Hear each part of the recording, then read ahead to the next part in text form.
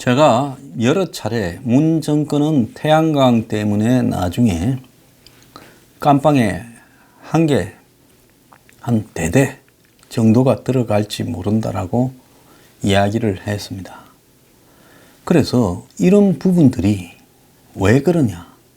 다른 사람들이 이제 의혹을 가질 수 있겠죠. 신재생 에너지로 가는 게 맞지 않냐? 원전을 줄이고 문을 닫고 그러면서 LNG나 태양광이나 또 다른 지열 발전이나 풍력이나 이렇게 가는 게 맞지 않냐. 문제는 뭔가 하면요.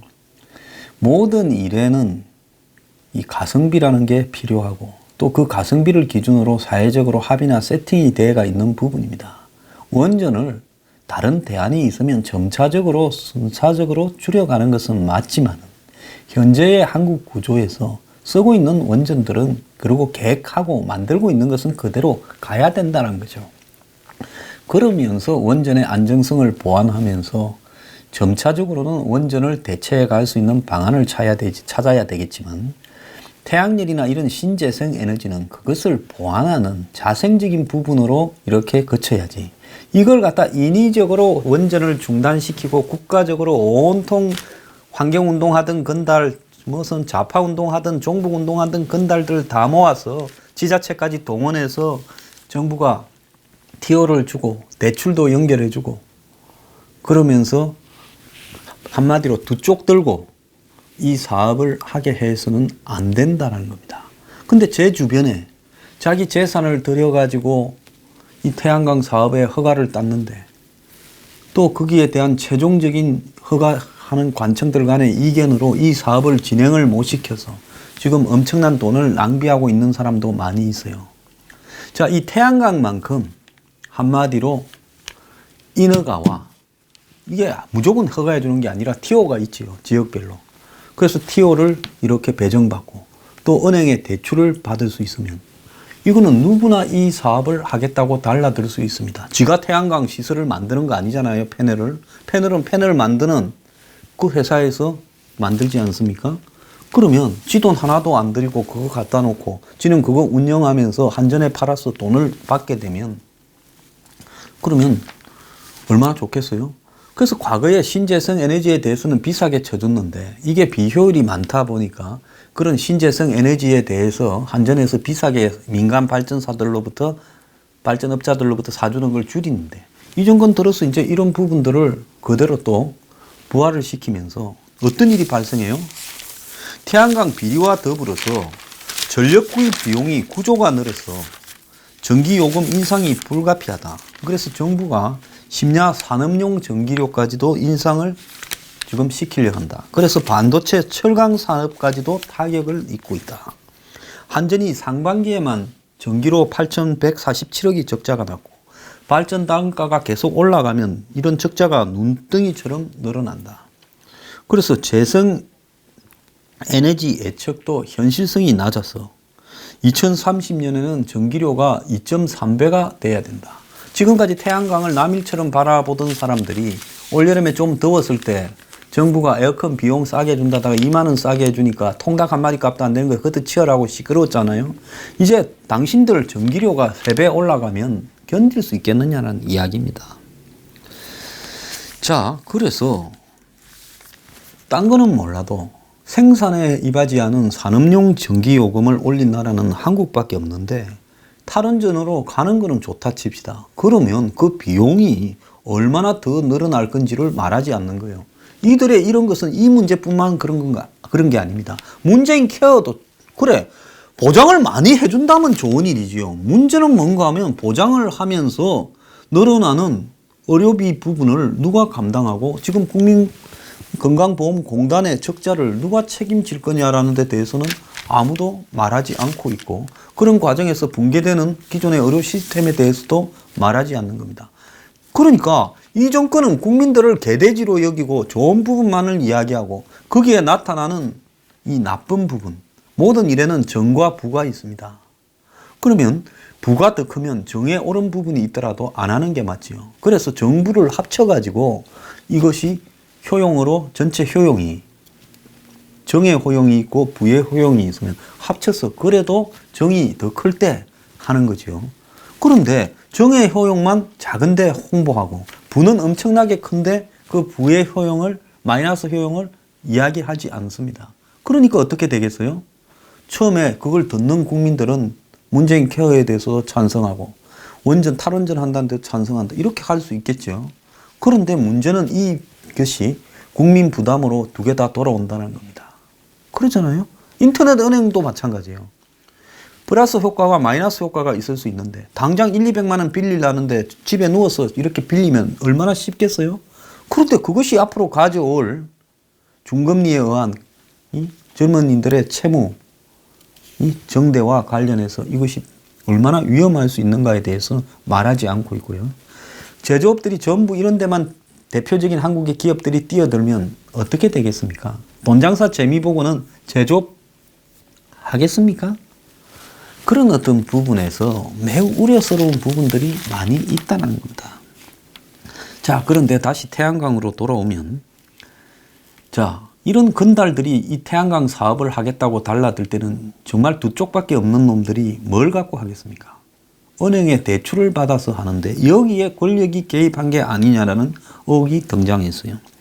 정부가 태양광 발전 사업을 추진하며 이 사업에 지원한 사회적 협동조합, 어디서 많이 들어본 소리죠. 박원순 서울시장이나 이 좌파들은 모든 것을 다 돈 벌어먹는 구조를 사회적 협동조합이라는 그럴싸한 명분을 앞세워 가지고 뒤로는 다 벌어먹는 참 탁월한 이중성을 가지고 있어요.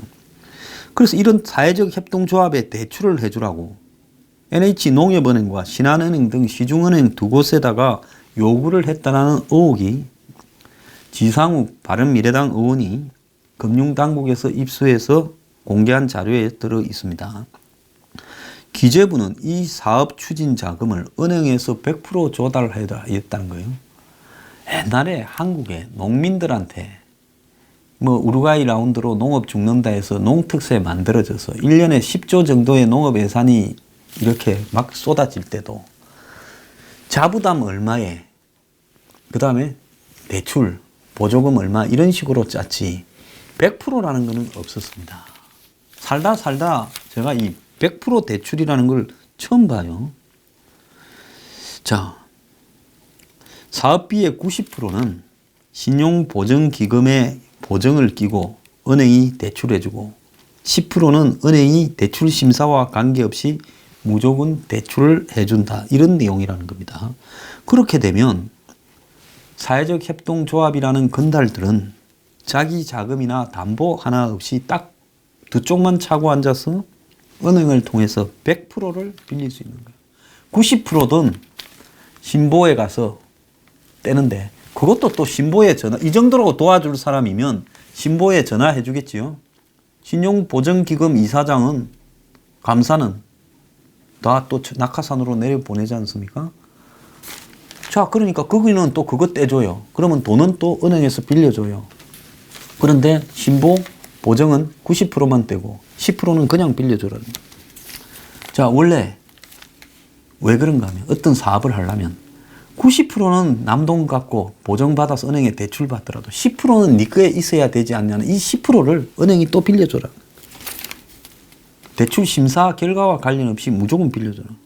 그래서 기재부는 이 같은 방식의 대출을 농협, 신한은행 두 곳에 요구했고 농협은 심사 결과와 관련 없이 대출 지원을 해준다는 것은 나쁜 선례를 남긴다는 내부 검토 의견에 따라 거절했다는 거예요.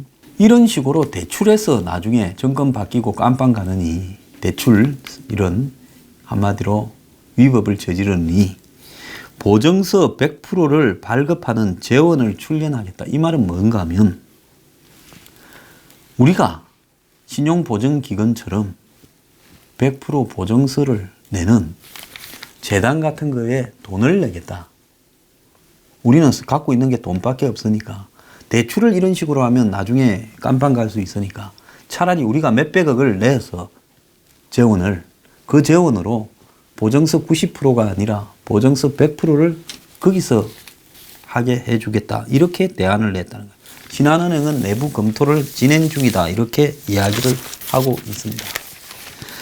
자, 기재부는 농협 측에 왜 그러면 딴 은행은 되는데 농협만 대출이 안 된다 하냐. 다른 은행은 협조하기로 했다고 압력을 또 행사했다는 거예요. 그래서 이게 사실이면 시중은행에 대한 정부의 외압이다. 이제 은행에 한마디로 정권과 관계 있는 떨거지들이 무슨 사업을 한다고 할 때 대출 청탁이나 압력을 넣는 것이 정권 비리의 가장 광범위하고 흔한 형태인데 이제 이런 형태가 태양광 사업에서 진행되고 있다는 것이 최초로 오늘 조선일보 보도에 따르면 확인이 된 겁니다. 저수지 태양광 사업은 이게 저수지 태양광 사업하고 또 관계된 거예요. 저 옛날에 그림인데 저 뭡니까? 전국의 농촌공사, 저 옛날에 거기 설립위원회를 했어요. 이 농촌공사가 농지개량조합하고 통합이 됐어요. 그래서 농지개량조합이 옛날에 가지고 있던 게 뭔가 하면 시골에 가면 있는 저수지, 그 다음에 농수로 관리 권한을 농지개량조합이 가지고 있어요. 그래서 그게 지금 농어촌공사에 다 넘어갔어요. 그 저수지에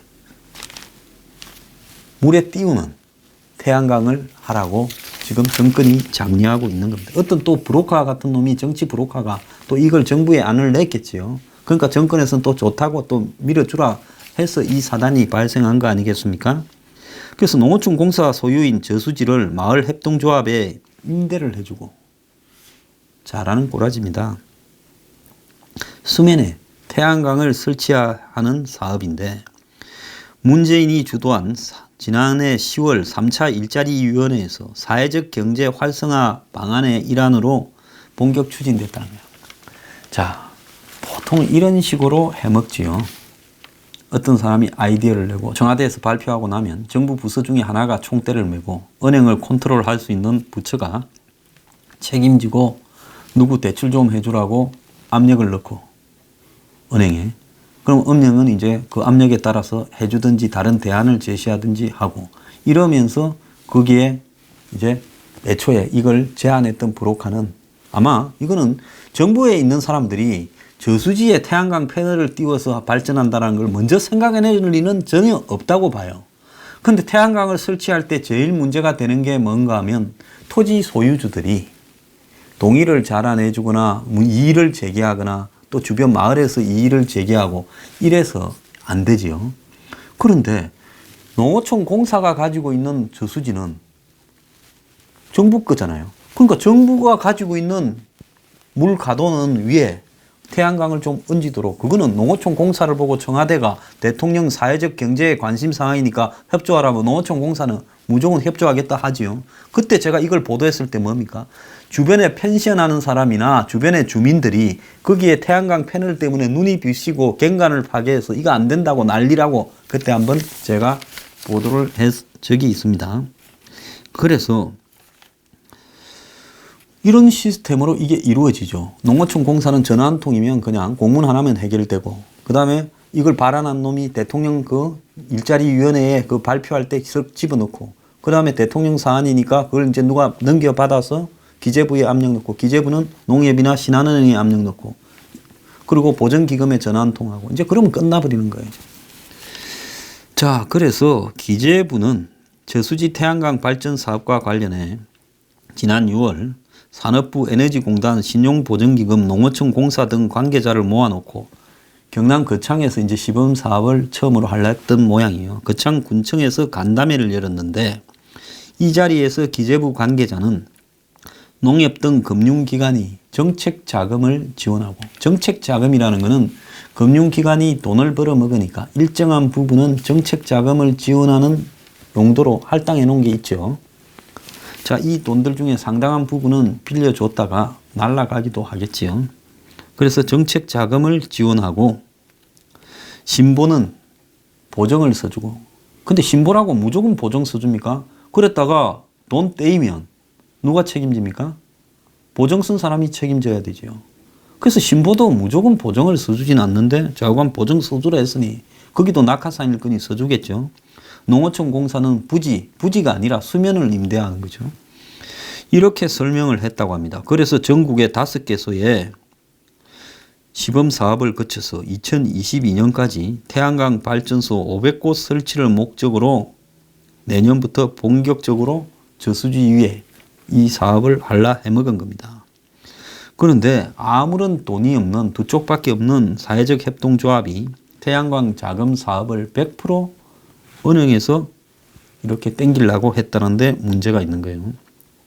신보는 우리가 90%까지는 빌려주겠다 하고 기재부하고 협의했다는 거예요. 90%도 없습니다. 잘.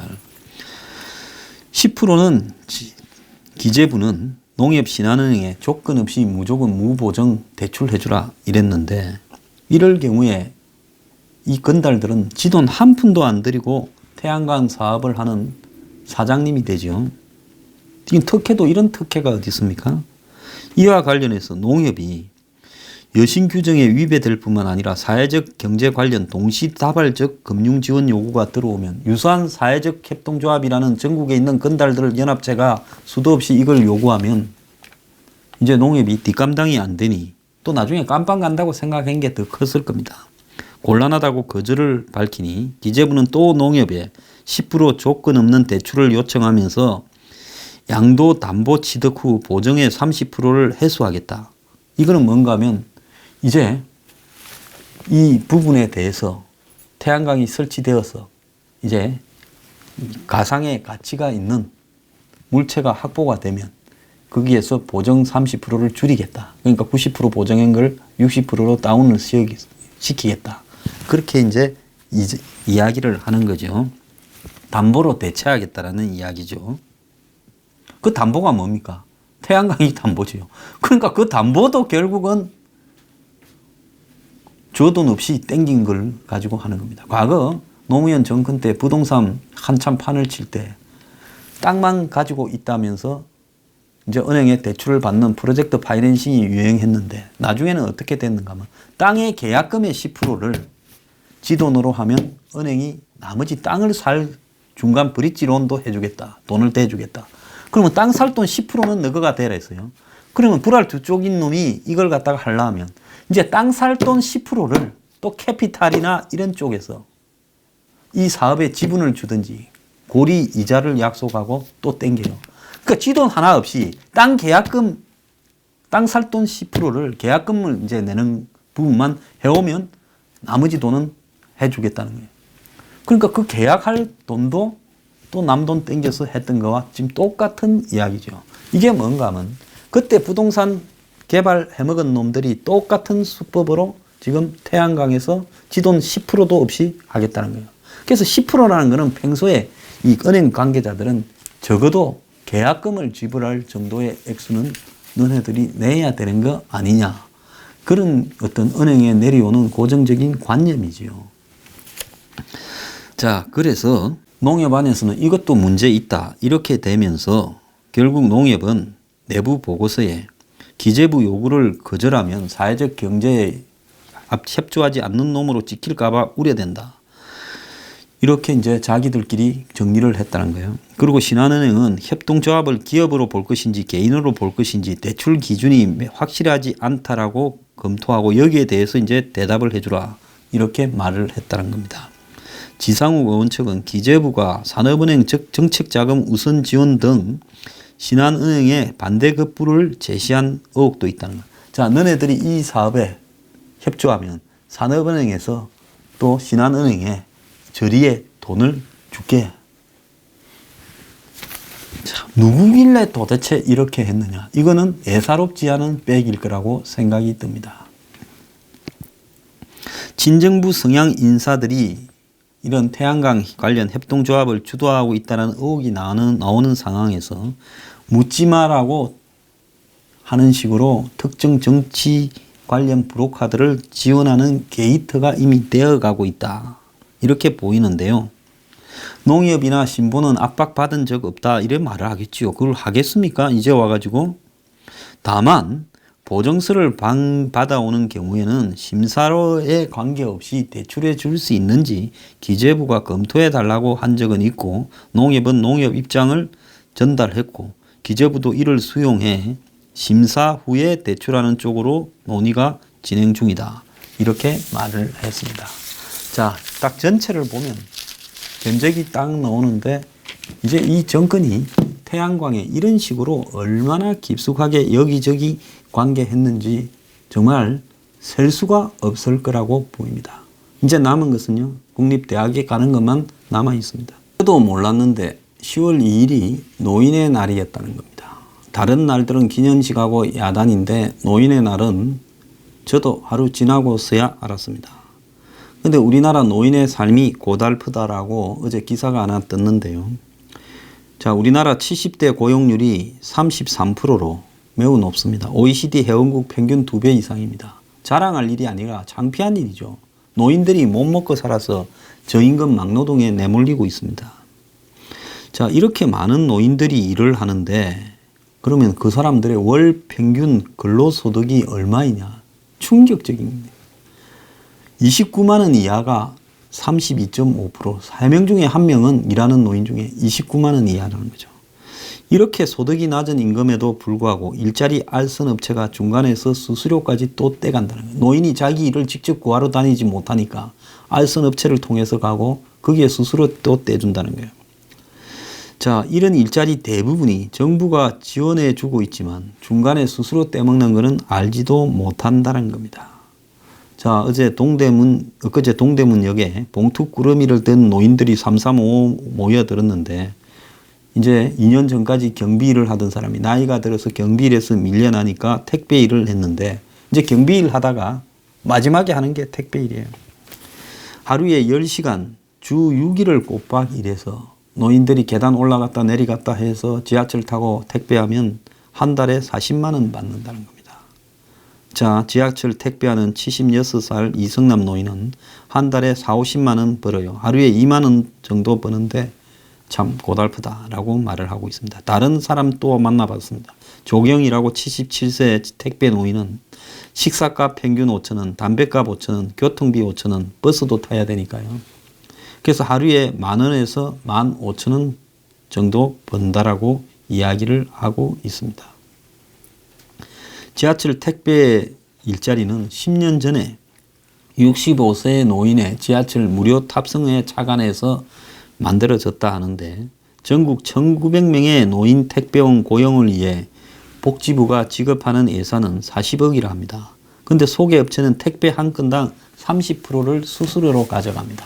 이러지 말고 그냥 1,900명의 노인한테 일하지 말고 추첨 통해서 뽑아가지고 그냥 40억을 나눠주는 게 훨씬 많지 않겠습니까? 자, 77세 김상용 노인은 사장이 25% 스스로 먹고 힘들지 먹고 살려면 이것까지는 못 살아요. 스스로 개선 요구가 계속되지만은 복지부는 실태도 모른다는 거예요. 택배는 물류업이다 보니 국토부에서 관할하고 업체 수수료는 국토부에서 다 챙기고 있다. 60대가 대부분을 차지하는 요양보호사도 어느 지역에서 일을 하냐에 따라 급여가 다르다는 거예요. 모든 지역마다 각 센터마다 급여가 달라서 서울은 9,500원, 지역은 9,030원. 그리고 수수료율도 13.6%로 이렇게 하라는 정부 방침이 있지만 1년에 한 번 센터가 정부에 제출하는 급여 현황에는 그런 수수료가 전혀 없다는 겁니다. 이렇게 되다 보니 노인들은 얼마인지도 모른 채 주는 대로 받는다는 거죠. 수수료가 얼마인지도 모른 채. 그래서 요양보호사 한 노인은 30%라든가 25%라든가 나는 그것도 모르고 그냥 주는 대로 받고 일만 했다. 정부는 내년에 61만 개의 일자리를 만든다 하는데 일자리 늘리는 것도 중요하지만은 노인들이 착취를 당하지 않고 또 이런 업체들이 정부 지원까지 받으면서 또 노인들한테는 착취하고 이런 이중 삼중의 일을 했어야 되겠습니까? 자, 이거는 정권이 돈만 쓸 줄 알았지 그 쓰는 돈이 어떻게 사용되는지 한 번도 챙겨보지 않는다는 겁니다. 자, 이게 사람이 중심이 되는 사람이 먼저인 세상이니까